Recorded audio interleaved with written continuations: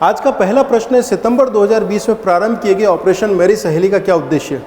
आप सभी जानते हैं कि वर्ष 2020 के दौरान ऑपरेशन मेरी सहेली चलाया गया था, जो कि दक्षिण पूर्व रेलवे द्वारा आरंभ किया गया।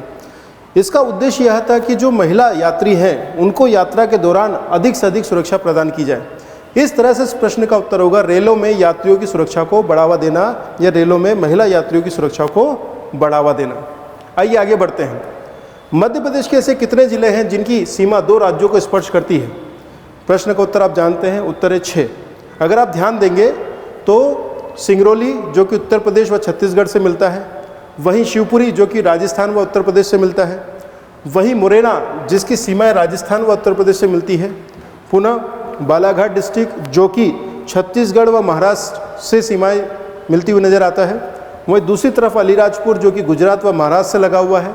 इसी तरह से लगा हुआ है झाबुआ जो कि गुजरात व राजस्थान से अपनी सीमाएं शेयर करता है। तो इस प्रकार बच्चों इस प्रश्न का उत्तर है कि मध्य प्रदेश के ऐसे कितने जिले हैं जिनकी सीमा 2 राज्यों को स्पर्श करती है? आंसर है 6। और ये जिले कौन कौन से हैं? Number 1 Morena, number 2 Shivpuri, number 3 Jhabua, number 4 Alirajpur, number 5 Balaghat और नंबर 6 सिंगरौली। और इस मैप को आप ज़रूर ध्यान रखें। उत्तर में मुरैना जिसकी सीमाएं राजस्थान व उत्तर प्रदेश से, फिर है शिवपुरी जो कि राजस्थान व उत्तर प्रदेश से इसकी सीमाएं लग रही हैं, पुनः सिंगरौली उत्तर प्रदेश व छत्तीसगढ़, बालाघाट छत्तीसगढ़ व महाराष्ट्र, अलीराजपुर गुजरात व महाराष्ट्र व झाबुआ गुजरात व राजस्थान। आगे बढ़े, अगले प्रश्न की ओर बढ़ते हैं आगे। भारत में खाद्य प्रबंधन का निम्नलिखित में से कौन सा एक उद्देश्य नहीं है? देखिए, खाद्य प्रबंधन खाद्य सुरक्षा का एक भाग ही है। फूड सिक्योरिटी के कॉन्सेप्ट को अगर आप समझेंगे तो फूड सिक्योरिटी का कॉन्सेप्ट का सीधा मतलब है देश के भीतर निरंतर रूप से, सतत रूप से, दीर्घकालिक रूप से भोजन या कहें कि पौष्टिक भोजन की उपलब्धता बनी रहनी तथा साथ ही साथ उसकी परचेसिंग पावर या लोगों के पास इतनी सक्षमता होना कि उसको लगातार खरीद के वो खा सकें। इसको हम फूड सिक्योरिटी के कॉन्सेप्ट के अंतर्गत समझते हैं। इसी फूड सिक्योरिटी के कॉन्सेप्ट को हम खाद्य प्रबंधन के अंतर्गत जानते हैं। तो खाद्यान्न प्रबंधन का संबंध जो है वो देश के अंतर्गत आंतरिक भागों में फूड सिक्योरिटी को इंश्योर करना है, ना कि निर्यात करना या एक्सपोर्ट करना। अगला प्रश्न जो कि कई बार पूछा गया है एमपीपीएससी में, ऑस्ट्रेलिया ओपन टेनिस टूर्नामेंट 2020 का पुरुष एकल खिताब किसने जीता? हाँ जी, जोर से बोले। नोवाक जोकोविच किस देश का खिलाड़ी है? हाँ जी, सर्बिया का खिलाड़ी है। किसको हराकर जीता है ये? डोमिनिक थिएम को, जो कि कहाँ का खिलाड़ी है? ऑस्ट्रेलिया का। मैं आपको पहले बता चुका हूँ बेटा कि आप लोग यहाँ इसलिए आए हैं ताकि प्रश्नों को समझ सकें, प्रश्न के उत्तरों को देख सकें, उनको सुन सकें। तो जैसे मैं पूछूँ प्रश्न तो आपको क्या करना है? आंसर मुझे पता है, आपके पास आंसर शीट है, तो भी आपको देख के बोलना है, क्योंकि इससे क्या होगा, आपको याद होगा। ठीक है, आगे बढ़े बच्चों। अच्छा, कुछ बेसिक जानकारियाँ हैं, जैसे नोवाक जोकोविच सर्वाधिक ग्रैंड स्लैम प्राप्त करने वाले खिलाड़ियों की सूची में तीसरे नंबर पर है। पहले नंबर पर कौन है? Roger Federer. कहाँ का है? स्विट्जरलैंड। अब तक की स्थिति में इसके पास 20 ग्रैंड स्लैम हैं। अगला है राफेल नडाल। कहाँ का है? कितने ग्रैंड स्लैम है इसके पास? 19। तीसरे नंबर पर है नोवाक जोकोविच जो कि सर्बिया का है। हो पाएगा? और इस कितने ग्रैंड स्लैम खिताब है इसके पास में? कितने हैं? 17। ठीक। पटाका किस देश की मुद्रा है? बताएं भैया। मकाऊ।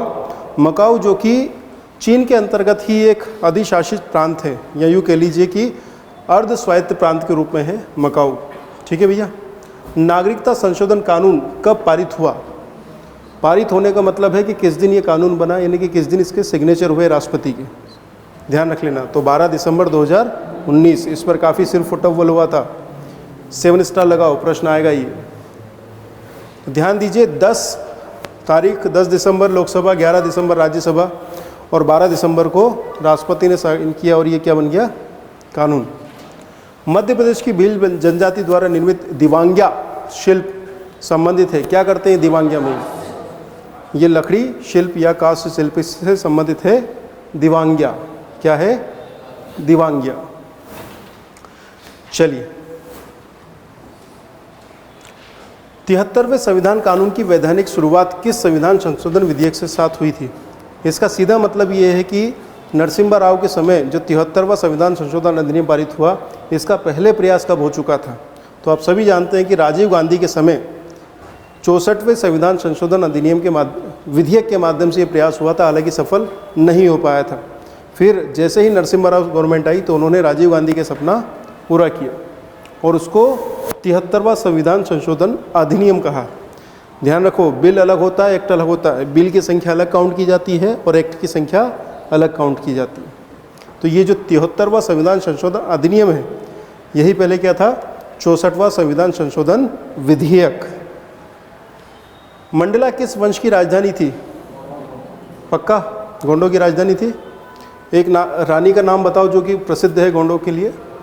रानी दुर्गावती। बहुत बढ़िया, आगे बढ़े। अब मुझे बताइए कि रानी दुर्गावती अकबर की समकालीन थी क्या? हाँ जी, अकबर ने रानी दुर्गावती के विरुद्ध किसको भेजा था? आसफ खां को। ठीक है, रानी और कभी भी अकबर की लड़ाई आमने सामने नहीं हुई है, आसफ खां के साथ ही हुई है। ठीक, आगे बढ़े। इसकी राजधानी कौन सी थी? चौरागढ़। ठीक है, रानी दुर्गावती के बारे में 3 नंबर पे प्रश्न पूछे जा सकते हैं बेटा। इनकी समाधि कहाँ पर है? रानी दुर्गावती की समाधि जबलपुर। बरेला कहाँ पर है? बरेला जबलपुर है। बरेला जबलपुर है ना, बरेला जबलपुर। ठीक भैया, लाइटनिंग किड किस खिलाड़ी का उपनाम है? हाँ जी, चमकता हुआ बच्चा, विश्वनाथन आनंद। क्या करते हैं? कबड्डी खेलते हैं ना ये? अच्छा, चेस खेलते हैं। ओके ओके, मुझे तो पता ही नहीं था। तो कुछ अन्य जानकारी है जो इनके बारे में प्रसिद्ध है। आपसे पूछा जा सकता है कि राजीव गांधी खेल रत्न पुरस्कार प्राप्त करने वाला पहला खिलाड़ी, या राजीव गांधी खेल रत्न प्राप्त करता कुछ अन्य। पद्म विभूषण, अच्छा इनको मिला है, ठीक है, 1990। ठीक ठीक ठीक ठीक। राजीव गांधी खेल, एक होमवर्क लिखो बेटा, मुझे बिल्कुल भी ध्यान नहीं आ रहा है। राजीव गांधी खेल रत्न अवार्ड प्राप्त करता प्रथम खिलाड़ी कौन सा था? यही है क्या? पक्का ना? देखो, बिल्कुल सही बात है, हमारी रिसर्च टीम ने ये फैक्ट भी लिखा है, सब कुछ लिखा है, फिर भी मैंने आपको क्यों कहा? क्योंकि मुझे क्लिक नहीं हुआ। क्या होता है, कभी बहुत सारे आंसर्स क्लिक होते हैं और कभी कभी क्लिक नहीं होते। तो जब भी कोई क्लिक नहीं हुआ, इसका मतलब है कुछ ना कुछ हो सकता है, या हो सकता है कि बुद्धि से निकल गया हो। ठीक है।